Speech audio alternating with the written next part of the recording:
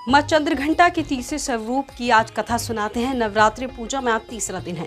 आपको बता दें कि माँ तीसरे दिन माँ दुर्गा के चंद्रघंटे रूप की पूजा की जाती है। माँ दुर्गा का पहला शैलपुत्री रूप, दूसरा ब्रह्मचारिणी रूप और तीसरा चंद्रघंटा, यानी कि भगवान शंकर को प्राप्त करने के लिए जब माता भगवान शंकर को पति रूप में प्राप्त कर लेती हैं, जब वह आदिशक्ति के रूप में प्रकट होती हैं तो वह चंद्रघंटा बन जाती है, जिनका तीसरे दिन यानी कि आज नवरात्रि पूजा में उनकी पूजा आराधना की जाती है।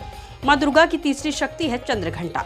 नवरात्रि में तीसरे दिन इन्हीं देवी की पूजा आराधना की जाती है और विधि विधान के अनुसार आज माँ देवी चंद्रघंटा की पूजा का दिन है।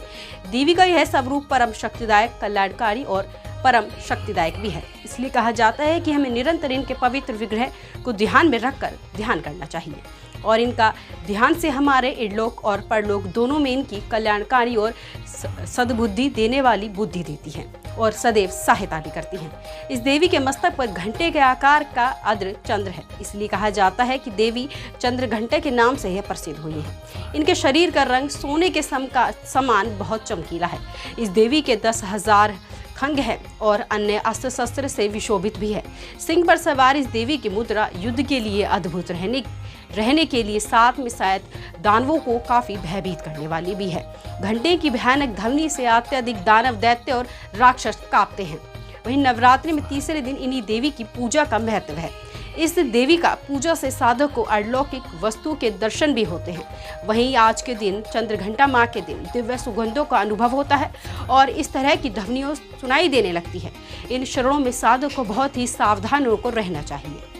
वहीं इस देवी की आराधना से साधक में वीरता, निर्भयता के साथ सौभाग्यता, विनम्रता का विकास भी उनके शरीर में होता है।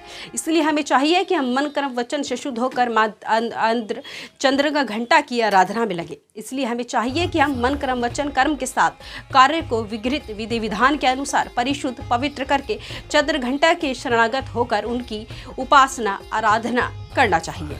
इससे सारे कष्टों से मुक्ति मिल जाती है और सहज परम पद के अधिकारी भी इनके भक्तजन बन जाते हैं। यही देवी कल्याणकारी है और इन्हीं के आगे हाथ जोड़ने से है तमाम कष्टों को भी हर लेती है। इसलिए कहा जाता है कि नवरात्रि के तीसरे दिन यानी कि आज तीसरे दिन माँ चंद्रघंटा का दिन है और हमें विधि विधान के अनुसार माँ चंद्रघंटा की शरण में जाकर तमाम कष्टों को हरने की उनसे आग्रह करना चाहिए। कहा जाता है कि यह देवी चंद्रघंटा छोटी सी और विनम्र पूजा विधान के अनुसार करने पर शीघ्र ही प्रसन्न होती है और भक्तों को मनोवांछित फल भी देती है।